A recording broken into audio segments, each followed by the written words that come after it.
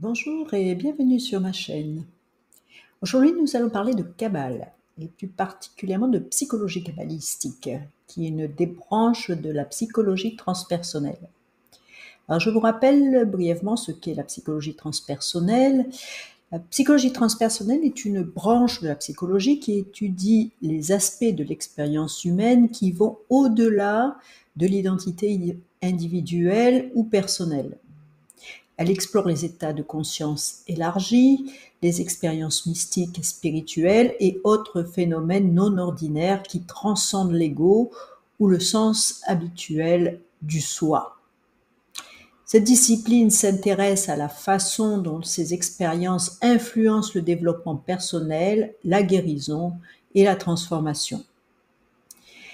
La psychologie transpersonnelle intègre des perspectives de différentes traditions spirituelles et philosophiques, comme nous allons le voir dans cette vidéo, avec des méthodes de la psychologie conventionnelle pour comprendre, décrire et favoriser le potentiel humain le plus complet possible, englobant ainsi une démarche plus holistique, c'est-à-dire beaucoup plus complète, de la psyché humaine. Alors, à quoi ça sert la psychologie transpersonnelle? La psychologie transpersonnelle offre plusieurs apports significatifs aux individus, enrichissant leur compréhension d'eux-mêmes et leur expérience de vie à travers divers aspects. D'abord, élargissement de la conscience. Elle aide les individus à accéder à des états de conscience élargis et à intégrer ces expériences dans leur vie quotidienne, favorisant ainsi une compréhension beaucoup plus profonde de soi et du monde. Croissance spirituelle. En explorant les dimensions spirituelles et mystiques de l'existence, la psychologie transpersonnelle encourage les individus à développer leur spiritualité, à trouver du sens à leur vie, un but au-delà des aspects matériels et éphémères de la vie. La guérison holistique. La psychologie transpersonnelle reconnaît l'interconnexion entre le corps, l'esprit et l'âme. Elle propose des approches thérapeutiques qui visent à guérir l'individu de manière holistique, globale, traitant non seulement les symptômes psychologiques, mais aussi favorisant le bien-être spirituel, émotionnel, voire corporel. Intégration des expériences transpersonnelles. La psychologie transpersonnelle fournit un cadre pour comprendre et intégrer des expériences qui peuvent être déroutantes ou difficiles à interpréter, telles que les expériences mystiques, les expériences de mort imminente ou d'autres états modifiés de conscience. Transformation personnelle. En mettant l'accent sur la transcendance de l'ego et la réalisation de soi, elle facilite la transformation personnelle, aidant les individus à surmonter leurs limitations auto-imposées et à réaliser leur potentiel le plus élevé. Empathie et connexion. La prise de conscience de l'unité fondamentale de toute existence peut augmenter l'empathie et la compassion des individus les uns pour les autres, renforçant ainsi les relations interpersonnelles et la connexion à la communauté et à l'environnement. Résilience. En explorant plutôt le sens profond des expériences de vie, y compris la souffrance et les défis, la psychologie transpersonnelle peut aider les individus à développer une résilience et une capacité à faire face aux adversités de manière beaucoup plus saine. Enfin, acceptation de la mort. En abordant des questions existentielles, y compris la mort et l'au-delà, elle peut aider les individus à aborder la mort avec moins de peur et plus d'acceptation, voyant la mort comme une partie naturelle et significative de l'existence. En somme, la psychologie transpersonnelle apporte aux individus des outils et des perspectives pour explorer et intégrer des dimensions de l'expérience humaine souvent négligées par la psychologie traditionnelle, favorisant ainsi un développement personnel, spirituel, émotionnel et un équilibre corporel beaucoup plus riche et beaucoup plus complet. Alors, la psychologie kabbalistique maintenant. La psychologie kabbalistique est une branche de la psychologie transpersonnelle, comme je vous l'ai dit. C'est également une branche de la mystique juive qui explore la nature de la psyché humaine à travers les enseignements de la Kabbale. Elle s'appuie sur des concepts et des principes kabbalistiques pour comprendre la structure de l'âme, les processus mentaux et émotionnels et la manière dont l'individu interagit avec le monde spirituel et matériel. Je vous donne ici quelques concepts clés de la Kabbale très rapidement. D'abord les séphirotes. La Kabbale décrit des émanations divines ou des attributs divins appelés séphirotes à travers lesquels le divin se manifeste et crée le monde. Ces séphirotes représentent également différents aspects de l'expérience humaine et sont utilisés pour comprendre la structure de l'âme humaine. Autre concept, les 4 mondes. La Kabbale enseigne l'existence de 4 mondes ou 4 niveaux d'existence qui correspondent à différents niveaux de réalité, qui vont de l'esprit à la matière. Ces mondes sont utilisés pour expliquer les différents niveaux de conscience et de réalisation spirituelle. La Kabbale nous parle aussi du voyage de l'âme. La psychologie kabbalistique s'intéresse au voyage de l'âme, à son origine divine, à son incarnation dans le monde matériel et à son retour vers la source divine. Elle explore les défis et les obstacles rencontrés par l'âme dans ce processus, ainsi que les moyens de purification et d'élévation spirituelle. Le tikkun est également un concept de la psychologie kabbalistique. C'est un concept central de la Kabbale. L'idée que les âmes sont ici pour réparer ou corriger certaines imperfections dans le monde ou en elles-mêmes. La psychologie kabbalistique examine comment les individus peuvent travailler sur leurs traits de caractère et leurs actions pour contribuer à ce processus de réparation universelle. Enfin, il y a les niveaux de l'âme. Selon la Kabbale, l'âme se compose de plusieurs niveaux, plusieurs couches, allant du plus matériel vers le plus spirituel. Donc la psychologie kabbalistique explore ces différents aspects de l'âme et leur interaction. Et la psychologie kabbalistique est donc une approche profondément spirituelle et mystique de la psychologie et qui cherche à éclairer les aspects les plus profonds de l'expérience humaine et la quête de signification en utilisant les cadres et les symboles uniques de la Kabbale. La psychologie kabbalistique et la psychologie transpersonnelle partagent de nombreux points communs, principalement dans leur approche de la dimension spirituelle de l'expérience humaine. Ils partagent d'abord la dimension spirituelle de l'existence. Les deux approches reconnaissent l'importance de la dimension spirituelle dans la compréhension complète de la psyché humaine. Elles s'intéressent à la manière dont les individus trouvent du sens à leur vie, un but et une connexion à quelque chose de plus grand qu'eux-mêmes.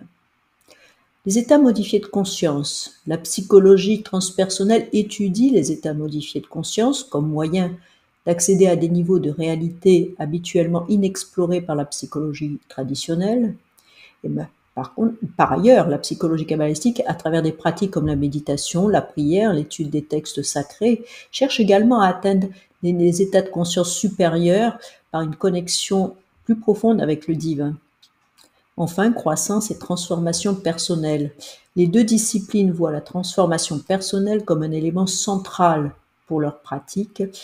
Elles offrent des cadres pour ce développement spirituel, la guérison, l'épanouissement personnel, en mettant l'accent sur la transcendance de l'ego et la réalisation de soi. Alors, comme je vous l'ai précisé précédemment, la Kabbale propose une organisation psychologique s'appuyant sur des séphirotes au nombre de 10. Ces 10 séphirotes dans la Kabbale représentent les 10 émanations ou attributs du divin par laquelle le divin se manifeste et interagit avec le monde. Chacune des séphirotes correspond à des aspects différents de la création et par extension peut être reliée à des fonctions psychologiques spécifiques dans la compréhension humaine. Donc, les correspondances entre les séphirotes et les fonctions psychologiques sont une manière de conceptualiser comment les attributs divins peuvent se refléter dans l'expérience humaine, fournissant un cadre pour l'exploration spirituelle et psychologique de l'individu. Je vous ai mis à l'écran donc les 10 séphirotes et leurs fonctions psychologiques et nous allons aller les étudier très rapidement. Keter d'abord, là-haut, en haut de l'écran. Keter représente la volonté divine, l'intention pure ou la conscience cosmique. Psychologiquement, elle peut être associée à la source de l'intuition, de l'inspiration, au-delà de la conscience ordinaire. Chokma, Okma, la sagesse, symbolise le point de départ de toute création, l'étincelle de la conscience. Elle correspond à la capacité de conceptualiser et de percevoir les idées dans la forme la plus pure, l'intuition créative. Bina, ensuite, à gauche, représente la capacité à raisonner, à analyser, à comprendre profondément. Psychologiquement, elle est liée à la cognition, c'est-à-dire l'esprit cognitif, la réflexion, le processus par lequel les idées prennent une forme structurée. Nous passons ensuite à Chesed, la miséricorde ou la grâce, qui incarne la bonté, l'amour, la générosité. Sur le plan psychologique, elle peut être liée à la capacité d'aimer ou d'empathie et à l'ouverture émotionnelle envers soi-même et les autres. Ensuite, sur le pilier de gauche, vous avez Gevura, force ou jugement, qui symbolise la discipline, la justice, la limitation. Psychologiquement, elle correspond à la capacité de mettre des limites, de faire preuve de courage et la faculté de discernement critique. Nous passons par Tiferet, la beauté qui représente l'harmonie, la compassion, l'équilibre, qui peut être associé sur le plan psychologique à l'équilibre émotionnel, à l'intégration de la personnalité et la capacité de voir la beauté dans l'existence.